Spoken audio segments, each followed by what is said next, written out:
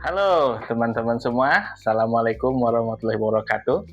Ya, ketemu lagi di video mengenai tentu saja mobil. Ya, jadi hari ini kita akan membahas topik yang cukup menarik dan cukup jadi perdebatan di dunia otomotif Indonesia ya, yaitu kenapa sih mobil RWD atau mobil penggerak roda belakang itu cenderung eh, lebih tangguh ya daripada mobil FWD atau front wheel drive. Jadi seperti misalkan sekarang kan Avanza ya, Toyota Avanza sekarang kan FWD. Kursi lu maju ya nggak bisa. Ya. Nah dulunya kan RWD. Nah orang-orang protes ya. Wah bagusan RWD, bisa nanjak, kuat gitu ya. Nah tapi kenapa sih mobil RWD itu seperti itu ya? Nah terus kalau misalkan di dunia balap juga kan kebanyakan mobil balap pakai RWD ya, jarang yang ada menggunakan FWD gitu. Nah di video ini kita akan bahas mengenai hal tersebut ya, kita akan ulik secara fisika mengenai hal tersebut. Oke, jadi supaya ilmunya dapat, tonton sampai selesai ya. Oke. Nah, jadi topik yang akan kita bahas sebetulnya bukan langsung RWD versus FWD ya, tapi saya akan bahas mengenai sesuatu yang lebih mendasar, yaitu namanya weight transfer atau transfer bobot ya. Oke. Nah, jadi sebetulnya ketika mobil itu melaju ya, si bobot mobilnya itu sebenarnya tidak selalu konstan di satu titik. Dia bisa bergeser ke depan, ke belakang, ke kiri, dan ke kanan ya. Nah, kenapa itu bisa terjadi? Nah, dia bisa terjadi karena ada namanya inersia. Nah, kita kembali ke pelajaran SMP dan SMA ya. Jadi dulu waktu kita belajar di SMA atau di SMP atau mungkin ada yang nonton masih di sekolah ya, masih di sekolah.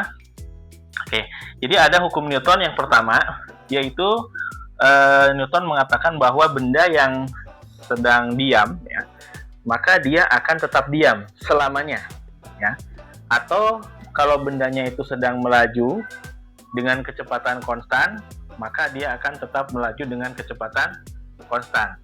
Kecuali ada gaya yang mempengaruhi dia, si benda itu. Jadi kalau benda diem ya dia maunya tetap diem. Ya kalau bergerak, dia maunya tetap bergerak. Nah, jadinya si benda itu dia akan punya sifat malas. Malas untuk bergerak, atau kalau bendanya sedang bergerak dia malas untuk berhenti. Nah, sifat kemalasan bendanya itu kita sebut dengan inersia gitu ya. Contoh misalkan kita punya mobil ya, ada mobil bergerak, mobilnya misalkan seperti ini ya. Oke, dari pengalaman sehari-hari kita tahu kalau mobil bergerak itu badan kita kalau kita naik di mobil tersebut kita terdorong ke belakang kan. Nah itu karena ada inersia. Jadi kita ini sebagai benda nggak mau bergerak sebetulnya, ya nggak mau bergerak. Jadi kita tetap pengennya itu diam di tempat itu. Makanya kita terdorong ke belakang. Nah si mobil juga sebetulnya dia punya inersia kan. Nah jadi ketika mobil itu digas, jadi ada akselerasi, maka mobil itu dia kalau teman-teman perhatikan dia akan cenderung mengangkat. Nah mengangkat ya. Nah, pada saat proses tersebut, dia terjadi proses weight transfer tadi. Jadi si bobot mobil yang tadinya itu merata gitu ya, ketika diakselerasi, maka si bobot mobilnya itu akan pindah ke belakang. Pada saat itu ya. Jadi pas diakselerasi dia pindah ke belakang. Nah, secara sesaat ya. Nah, otomatis karena bobotnya pindah ke belakang, di belakang ini dia akan terjadi tekanan gitu ya, tekanan sehingga membuat bobot mobil di sini lebih berat, sehingga di sini di ban belakang itu nanti traksi atau daya cengkramnya itu lebih tinggi ya. Ingat ya, jadi ada di sini kan ada gaya gesek itu dipengaruhi oleh gaya vertikal. Nah di sini gaya vertikalnya lebih gede karena tadi bobotnya pindah ke belakang. Oke. Nah, sementara di depan traksinya berkurang karena kan dia lebih ringan di depan kan, seperti itu. Oke, jadi terjadi perpindahan bobot ya atau weight transfer dari si mobilnya jadi cenderung ke arah belakang. Nah, sebaliknya ketika mobilnya ini berdeselerasi atau mengerem, si bobot mobilnya nanti akan cenderung pindah ke depan. Kenapa? Ya tadi lagi-lagi inersia. Nah, jadi karena mobilnya punya inersia, mobilnya yang tadinya gerak dia nggak mau berhenti. Jadi dia pengen tetap melaju, sehingga nanti si bobot mobilnya akan bertumpuk di depan, berpindah ke depan. Sehingga apa yang terjadi, nanti si mobilnya akan cenderung seperti ke depan gini ya. Nah, membuat nanti traksi di ban depannya lebih besar, karena dia kan tertekan gitu. Oke, jadi di sini juga terjadi weight transfer dari mobil yang arahnya lebih condong ke depan. Nah, bagaimana kalau berbelok? Nah, berbelok sama juga. Mobil misalkan dia maunya tadinya lurus gitu ya. Lurus, terus mobilnya belok ke kiri. Nah, ketika belok ke kiri kan dia sebenarnya ada akselerasi juga ke kiri kan. Ada perpindahan arah vektor kan. Nah, otomatis mobil yang tadinya maunya lurus, dia dipaksa belok ke kiri, sehingga bobot dari mobilnya nggak mau ke kiri dia maunya tetap lurus. Nah, efeknya apa? Bobot mobilnya akan pindah ke kanan, sehingga nanti mobilnya akan miring gitu ya, sehingga membuat traksi ban di bagian dalamnya, di bagian luarnya lebih gede, lebih besar. Tuh ya. Oke, jadi singkatnya ini saya pakai ilustrasi mobil RC ya. Jadi ketika diakselerasi bobotnya pindah ke belakang, jadi suspensi di sini akan tertekan, jadi gini ya. Jadi traksinya pindah ke belakang. Kemudian ketika direm, nah mobilnya akan tertekan ke depan, jadi dia menekan gini. Nah, tekanannya difokus di bagian depan sehingga mobil traksi di sini atau daya cengkramnya lebih besar ya. Nah, kemudian ketika menikung, kalau menikungnya ke kiri, maka mobil akan cenderung miring ke kanan gini, sehingga nanti daya cengkramnya akan lebih besar di kanan.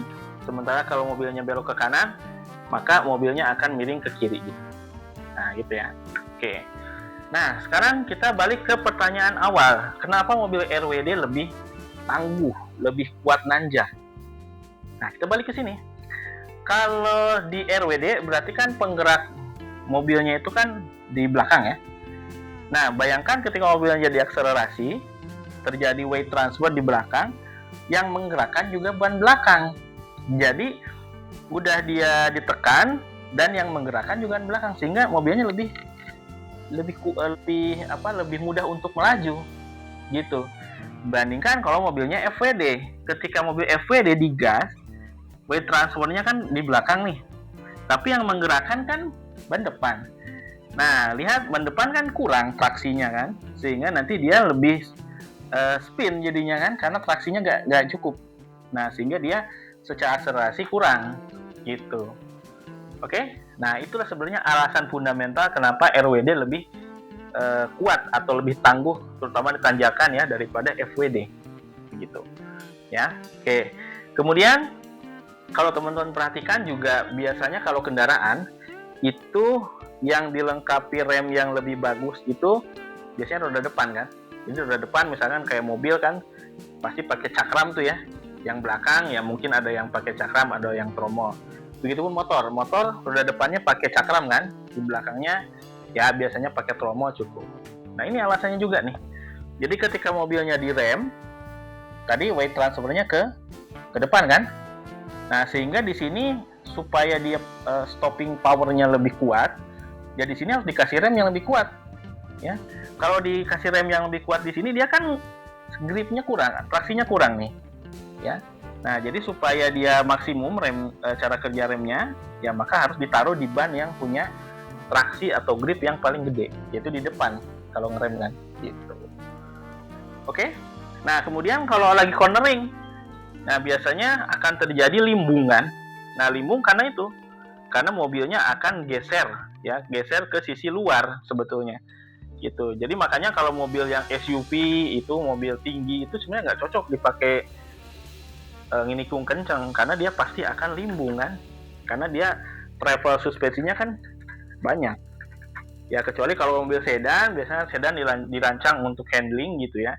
Jadi ketika menikung, gejala limbung atau body roll-nya juga minimal, begitu. Ya, oke. Jadi seperti itu untuk penjelasan weight transfer. Mudah-mudahan ilmunya bermanfaat. Jadi setelah nonton video ini, teman-teman wawasannya bertambah. Ya, kalau ada yang mau ditanyakan, silakan komen. Kalau ada yang mau di-request topik apa, silakan juga di komen ya. Terima kasih. Sampai ketemu lagi di video selanjutnya.